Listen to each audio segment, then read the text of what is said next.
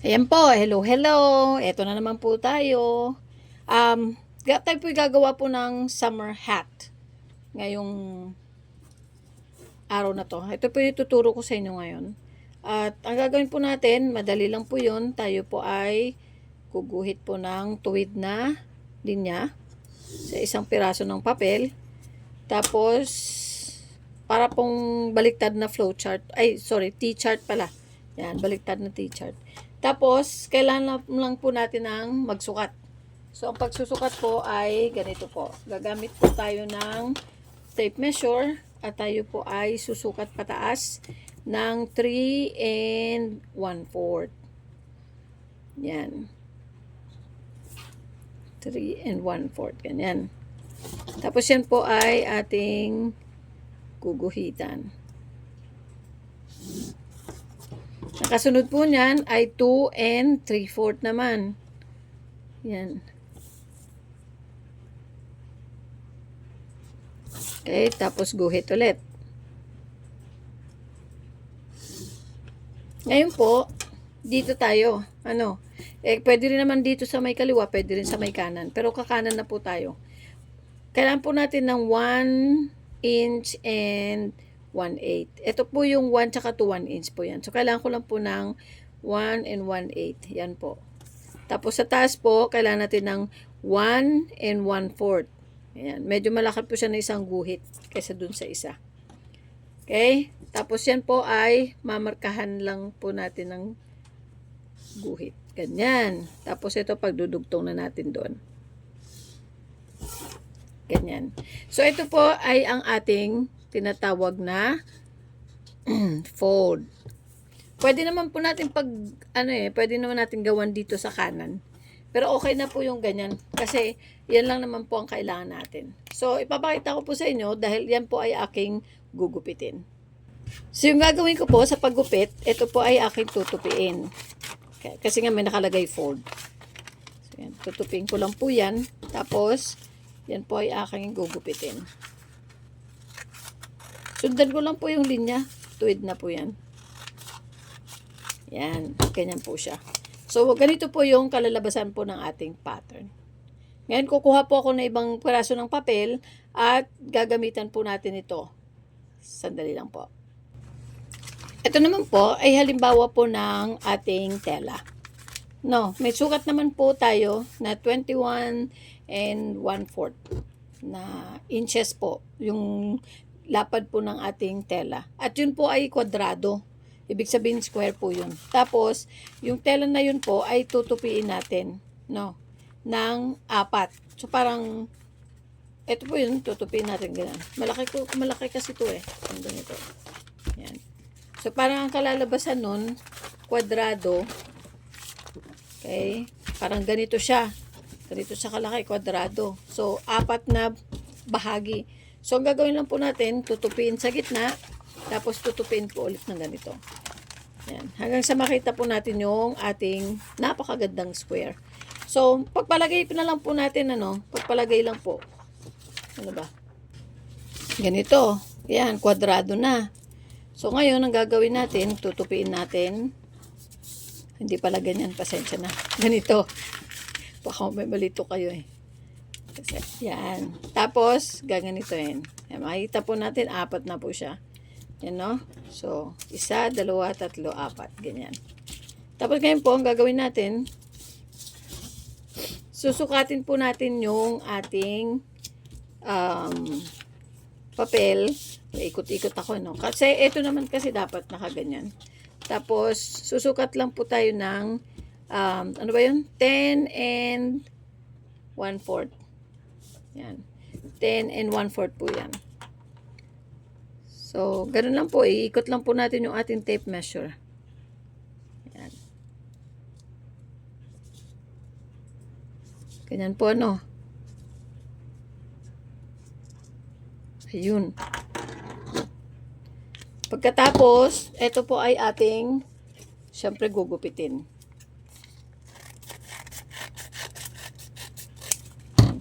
Pagkatapos po na nagupit, ganito na po yung tsura nun. Ganyan. Pagkatapos niyan po, tutupin po natin.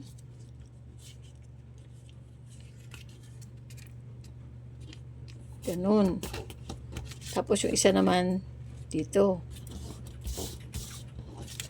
Kasi hati po ng ano eh, hati po ng tatlo. Ganyan. Okay? No, teka lang, baka mukhang mali ata.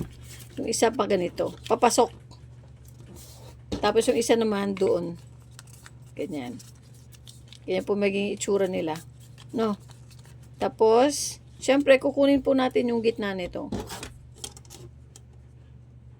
Kung saan po yung gitna. Tayo po mamarka lang o at guguhit. Okay? Ganyan. Ngayon po, yung ating ano po, yung ating ginupit kanina, na siya pong ating maliit na sample po. Ito po yun. Lalagay po natin siya dyan. Tapos, yan po ay ating susundan. Kung abaga iti-trace natin pag ganon. Pasensya na ha. Bako-bako. Pero kailangan kasi tuwid yan eh. Dapat tuwid. Tapos gugupitin natin. Yan. Pag ganon. Magiging ganyan po yung hugis niya. Yan. Ganyan po siya.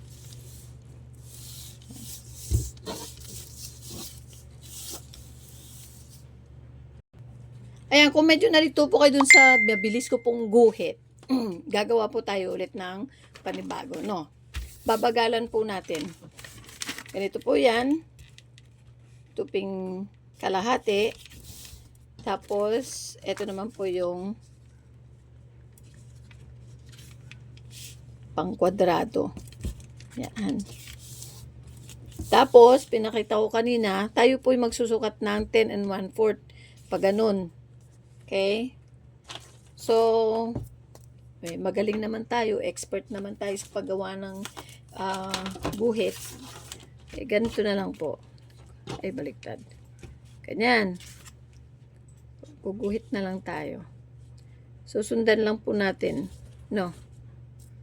Iusog-usog din po natin yung ating tape measure para tumama po dun sa eksaktong sukat. Yan. Tapos, gugupitin po natin yan.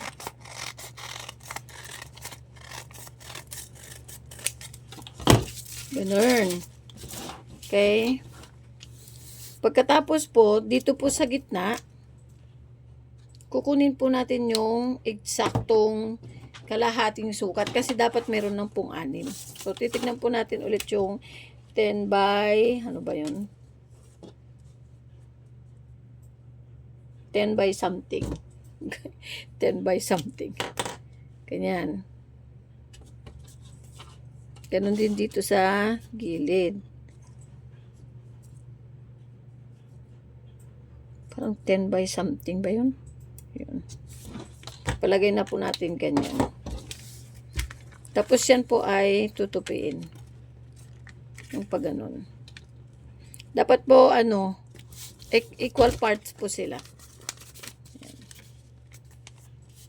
Yan. So, ganun po yung pagkakatupi ko, no? Tapos, syempre, kukunin po natin yung pinaka-center. Yan, pinaka-center. So, alin ba ang pinaka-center dito?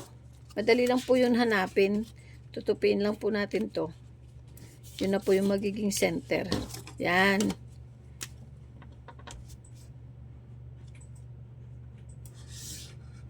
Tapos, saka po natin ilalagay yung ating napakagandang stencil kanina. Sana ba yun?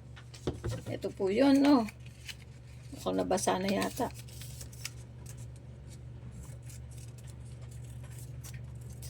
Yan.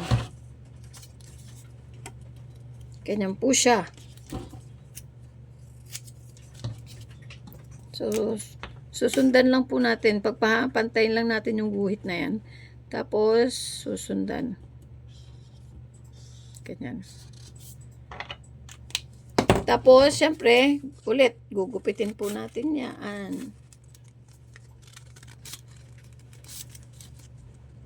Ina-adjust ko na lang po muna ha, kasi sample lang naman yan eh. Yan. Okay, wala nang gamit yan. So, magiging ganito po yung labas po ng ating pattern. Ganyan na. Ayun, kuha na ba? Medyo mabagal na yun, ano? Ganon. Dapat po meron po kayong 3 piraso na ganito. Yung 2 tela po, tsaka 1 pilon. So, yung pilon po, kasi kailangan natin pilon dikit. So, dapat nakadikit siya dito. Paplansahin po natin, tapos ididikit. Maaari ito po ay plain or ito ay bulaklakan. Nasa sa inyo po yun. No? Kung alin ang gagamitin nyo. Kasi, magkabilaan po yung ating sombrero. Ngayon, ang gagawin natin, kapag yari na yung pilon, tsaka yung ating unang tela, ipagdudugtong lang po natin ito. Ganyan. Okay. Dahil papel nga ito, hindi naman ito tela ngayon, magbibigay na lang po ako ng halimbawa.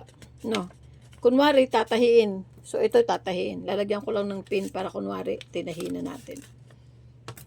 Ganyan. Okay. Lahat po yan, paikot. Gaganunin po natin. Ayan. Ngayon po, kapag yari na, ito na po yung itsura nun. Ayan. Ganyan-ganyan po ang itsura niya. Okay po ba? Ayan. Ito na po siya. Sombrero na. Okay? So, pag meron na po siyang loob, ganon, mas maayos na po yun. Okay? Oh, okay ba? Sombrero na ba? O pwede naman po natin isuot. Kung gusto niyo pong makita. Teka lang susuot natin. Nahihiya naman ako makita na sinusuot ko. Kasi nga hindi pa naman tela. Pero titignan natin. Baka lang. Ayan, nakikita niyo na ba? Sombrero na.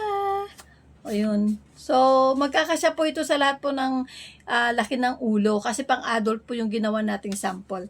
Kaya, ayan po. Good luck po. Ayan po mga friendship. Okay na po ba tayo? Pag ako po meron na pong tela at handa na po, pwede ko po ipakita sa inyo po paano ginagawa. Yung mismong tela po. Yung magkakasunod-sunod na paraan ng paggawa. Hanggang sa muli. See you!